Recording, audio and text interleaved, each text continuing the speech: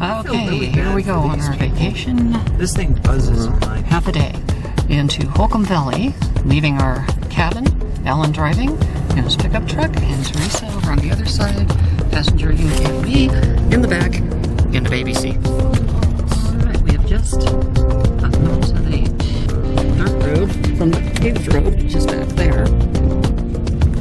This is Van Dusen Road, it's called, and in 4 miles of this leads us to Holcomb Valley, where they have the gold rush, and where we are headed to see the ruins and some of the maintained memorabilia of the era.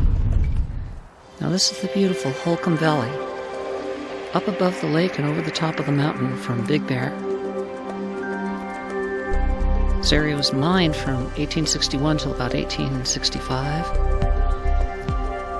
It had all kinds of placer deposits. They were easy to get to. And then, after a couple of years of getting a boom town here, and a lot of people starting to homestead and mine, the placer deposits ran out.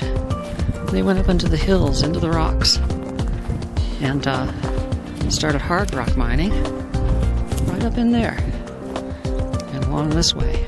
We're going to go over there a little later. There's a set of rocks just behind those trees, which look like something from Arches National Park or Kings Canyon.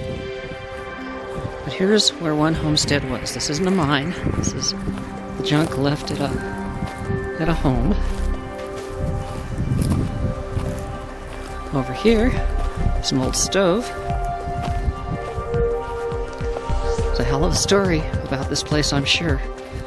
Probably nobody knows it anymore. Everywhere you look, metal. And even over here, for some reason, I don't know what, if it's a seat for a buggy or what it is, but here's an old box spring. Here we are at Two Gun Bill's Saloon. And Teresa believes that according to what she's read, it's still standing, so let's go take a look. Okay, here we are at what's left. Two Gun Bill's Saloon. These are probably parts of it at one time here. These large human logs, as you can see, all rotted out. Now, when Teresa saw a photograph of it that wasn't that long ago, there was a lot more standing than this. But things fall down. Things go into pieces up here as the snow comes in and the rain hits it. A few vandals come by and make a freaking campfire out of it. And that's what happens. It's impossible to patrol. You know, it'd be really nice is to be able to stick some little webcams up here in the surrounding trees at all of these places that remain.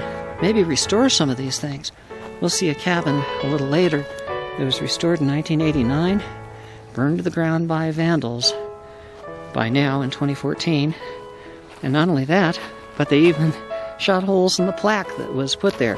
And it was all rebuilt by an Eagle Scout back 25 years ago. And in that short amount of time, it was completely destroyed by vandals. So, put a few webcams up in these trees, have a website where anybody who comes to see the history can also get a live view and take note when something untoward is going, and maybe get enough information to stop these people or make sure they know they better not do anything or they're going to get caught. Anyway, right here where I'm standing, where we're walking, this is the last remaining bits of Two Gun Bill's Saloon. Okay, so here we are, looking at these great rock formations. We started climbing up here a bit, and one of the things we found was this unexpected bonus. Check it out.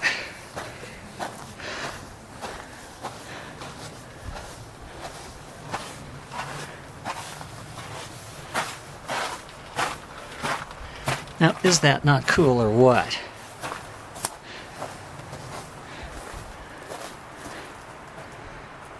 Fantastic.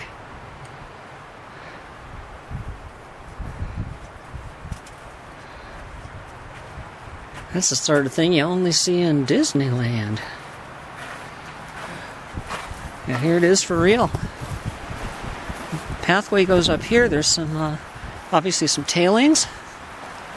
big pit that looks like a recent exploration for some additional gold around here. And quite honestly, if you look at the quality of the rock, that indicates definitely that there is some ore in here. Yep. If you've ever seen gold ore, this is the real thing. Now here's where they got it marked off, and guess what? We found ourselves a giant mine. That's where they found the mother lode, up here. Alright, I'm going to go take a look at that from above. More tailings. More tailings. Some modern stuff, so somebody's been up here. Whoop. Gotta watch my step. And as you see, this area is littered with little holes. But the best hole, if you're into holes, is over here. And that, my friends, is a fantastic mine. They're down real deep there. And it looks like they've been working it in modern day.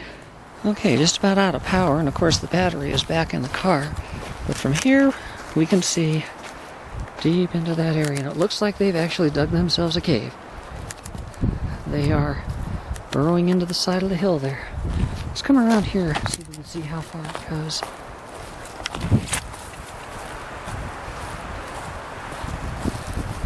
Oh, there's the view. Teresa has found the view that shows us just how deep this cave is. Well, it's not all that deep. Only goes back a little ways.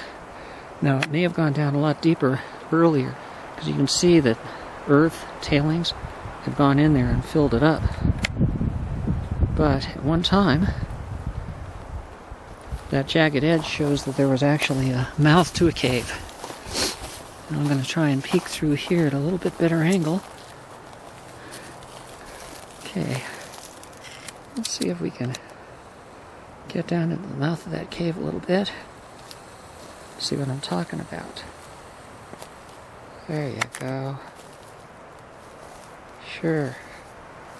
Right in there, they were climbing in and mining out. And then they pulled it all the way out here. But it's got so many tailings now that it's completely covered in. Almost. You could crawl in there, but I wouldn't recommend it. And I'm not going to do it. And yet, who knows but what may lurk inside in the way of riches, or something that will stick you with venom or take your leg off. We're going to take a look at something else that Teresa found. This beautiful little area in the rock has been gouged out, and if you just look a little closer, you can see all the rocks that are wedged in there. So she says this is a perfect place to eat an orange. Me, I'm Janie pomegranate seed, and I also have my apple. So I may do that. Let's take a look inside. That's pretty nice. There's Teresa's orange parts. And if you look up a little higher, you can see there's just a little baby tree growing there on the top of the rock. And that'll be up this way. Little handy-dandy rock climbing, which is not as easy as it used to be when you're 61 instead of 16. Anyway, there's Ellen taking this photograph. Teresa with her oranges. Beautiful view. Gorgeous rock formations all in Holcomb Valley. Here's something interesting Teresa pointed out. This rock down here, which fell off that cliff, hit this tree at some point in the past, and the tree had to go around it in order to continue growing, and it's a pretty big tree now. Back then, it probably was just barely able to withstand the weight of that big rock falling off this face, just calving right off it like a glacier. Well, here's Alan making his way down on top of this ridge here, where we had hoped we could catch a glimpse of the pinnacles, but in fact they're hidden behind these trees and those other rocks. So right down this way is a campsite. Might be able to see it down there.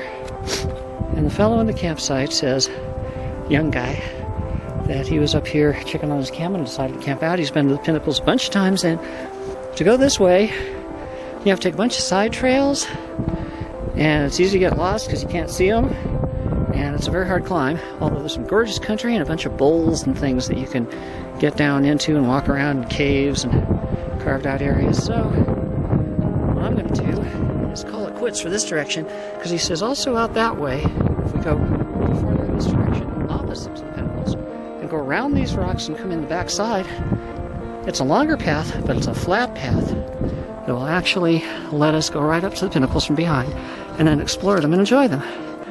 So, looks like the best path down from here. Alan had pointed out it seems like there are some footprints up here almost at the top of the ridge. Kind of looks like it with the shadows.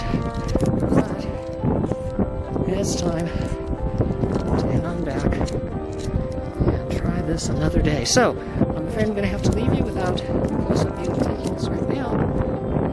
But soon, we'll be out in this terrain again. Maybe on the other path, and maybe feeling adventurous and bringing some proper food along this way. Let's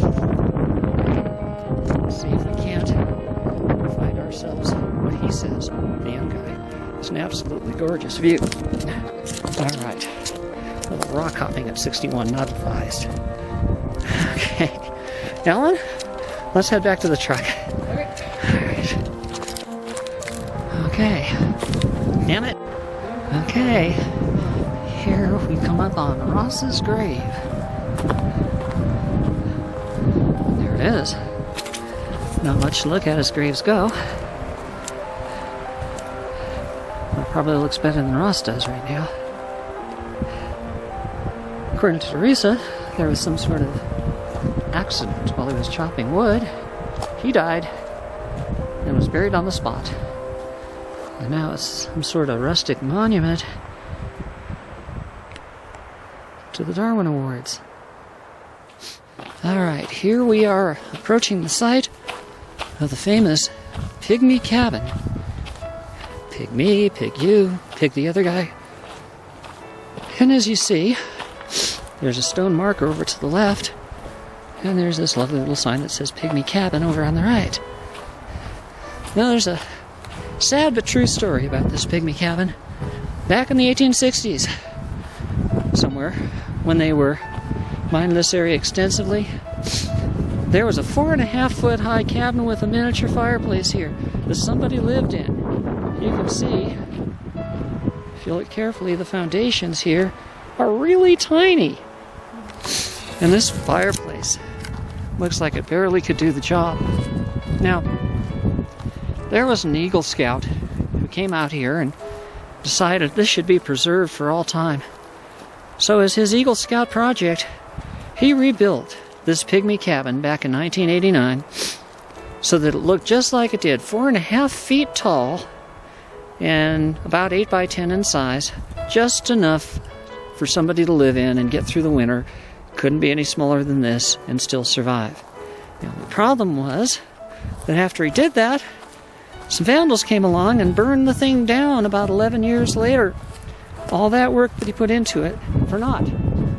So to warn people off from doing any further damage, they put a sign up here. Okay? I don't know if you're going to be able to read it, but I'll read it to you. It shows a picture of the cabin, the way it looked, etched in there. It says, typical miner's dwelling during the gold rush days. Built in 1860, called the Pygmy Cabin. It was partially destroyed over the years by vandals seeking firewood and souvenirs. Restoration done as a Boy Scout Eagle project by Michael Sean Henderson. And not only did they burn down, as I saw on the internet what happened when I saw a picture of this, the Pygmy cabin, but they also had the audacity to shoot holes in his plaque. Alright, here we are at the Belleville Van Dusen cabin. This little valley here, Holcomb Valley, was ground zero for the gold rush back in the 1860s, early 1860s. And all the land around here was dug up and turned over in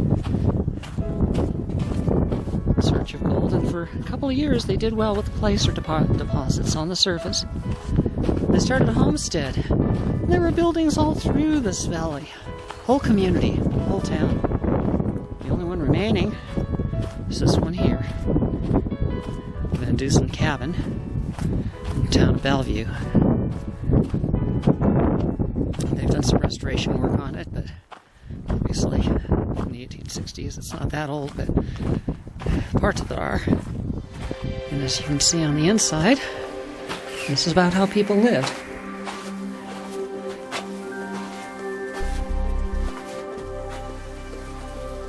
Actually, it's not such a bad place.